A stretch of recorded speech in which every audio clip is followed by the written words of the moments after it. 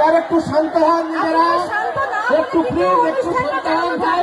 আপনাদের কথা মতো চলে এসছে, তোরা ঠেলাঠেলি করলে মঞ্চ ফঞ্চ সব ভেঙে যাবে ভাই। প্লিজ একটু নিজেদেরকে শান্ত রাখ।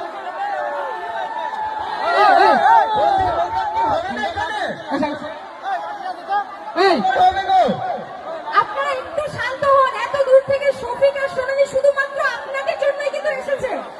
আপনারা যদি শান্ত না হয়ে বসেন তাহলে কিন্তু অনুষ্ঠান আমরা চালাতে পারবো না, আমাদের কিন্তু চলে যেতে হবে।